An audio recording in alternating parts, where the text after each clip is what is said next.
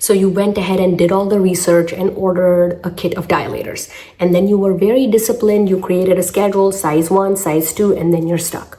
Size 3 sometimes goes in, sometimes not. It burns too much and you're almost scared. Like, if you push harder, are you going to hurt yourself, right? So now you're frustrated and you don't like dilators to begin with because you're busy and you're stressed and you're tired, and dilator is one more thing at the end of the day that you're supposed to do. It may or may not be the thing that's helping.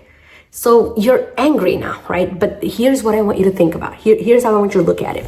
This inconsistency from Tuesday to Thursday, the difference between those 2 days is data. Between Tuesday and Thursday, dilators didn't change. The size of the dilator didn't change, but you are different. What your state of mind is on Tuesday and what it is on Thursday can make all the difference. Right? That is the inconsistency. That is the data. And until we fix that, the size of the dilator, the shape of the dilator, the angle of insertion, it's almost irrelevant, right?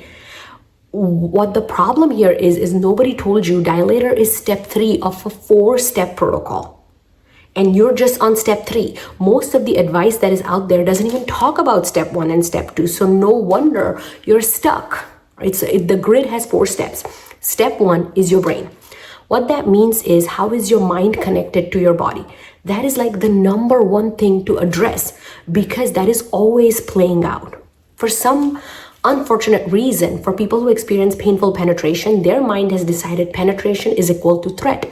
So anytime something is going inside your body, whether that is penis, dilator, tampon, doesn't matter. Your mind is just kind of tight. Your body responds with muscle spasm and you can't control it. It's like when you're feeling nervous about something and you start to feel your palm is sweaty, or if you have to do public speaking on a big stage and you start to feel your heart is pounding, it's automatic. You can't control it.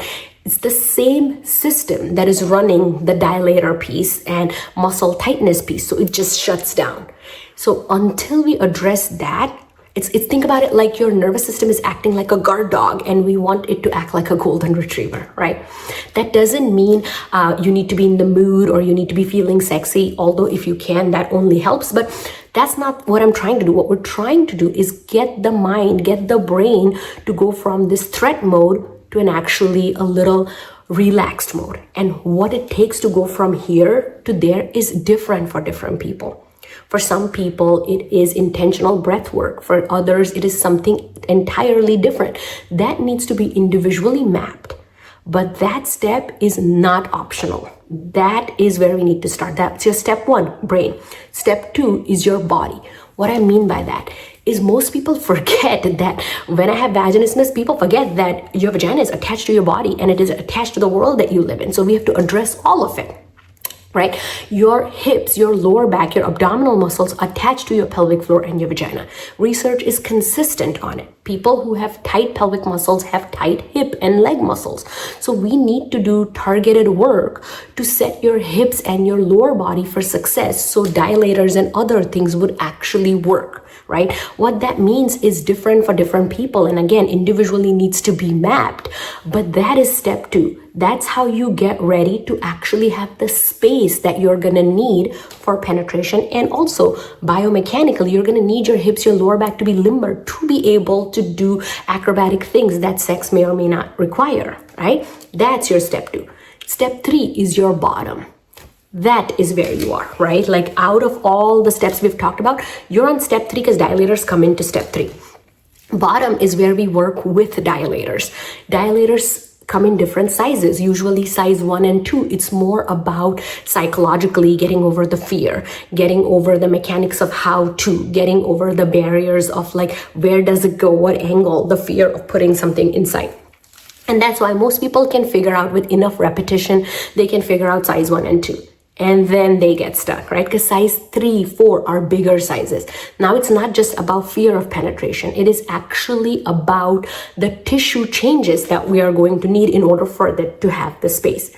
Now, if we are doing that on a nervous system that is still in threat mode, it is going to be harder. If we are doing that with hips and inner thigh muscles that are clenching the inner hip and pelvis, it's going to be harder. That's why if you've done size step 1, step 2, Then when you're at step 3, which is the bottom, it works. And for some people, that's not enough. That's where they need to deploy specific resources, like working with a pelvic floor physical therapist to internally do some muscle releases to make the space for the vagina to open, or use a pelvic wand. So different people need different strategies. Dilators are just one tool of the 3rd step. Dilator is not the 3rd step. It's just one tool of that 3rd step, which is your bottom, right? Which is where most people get stuck because they haven't done size 1 or 2. If your nervous system is still scared, you're going to feel burning because it thinks penetration is threat. If your hips are never stretched, it's going to show up when you try to progress from size 3 dilator to size 4, or when you try to go from size 4 to partnered intercourse, right? And the last step, behaviors. This is the wild card, right? Every time in the clinic, this is the wild card. We need to figure out what else in your life and in your behaviors is keeping your pelvic floor locked and making your vagina close down. For some people, it is constipation. For some people, it is bloating. For some people, it is sleep deprivation, because a tired nervous system is an irritable nervous system. It's a reactive nervous system who will tighten up. For some people, it is stress in their life that is creating jaw clenching. For some people, it is purely lack of sex education, right? They've had vaginismus for many years. They've never really had sex. And now they're too old to ask their friends, how does it work? And now they're embarrassed to say they don't even know how this works. So now they're scared and embarrassed at the same time. And that's why they're not wanting to explore or figure this out. For some people, it is purely shame. Like if you're like me and you grew up in India, we don't have words for genitals, especially women don't talk about things that are below the belt. So you might find sex or your genitals or vagina just like disgusting or shameful, not intentionally, but subconsciously. That's the message you got. And that might be showing up. Again, just like the first 3 steps, the 4th step also needs to be individualized, needs to be plotted for your own journey. But that is how we get through the grid. 16 years of doing this in the clinic. I wrote a book about this grid. I gave a TED talk about this grid because that's how effective it is, right? It's not magic. When I see people working through all the 4 steps, it just clicks, because vaginismus is not a tight vagina muscle problem. It is a scared nervous system that's over-functioning problem. So if you do step 1, step 2, step 3, step 4, this is a fixable problem. Save this video if you want to come back to the grid later. If you're into that kind of stuff, give me a follow, because I'm going to go into individual steps in more detail in following videos. Thank you.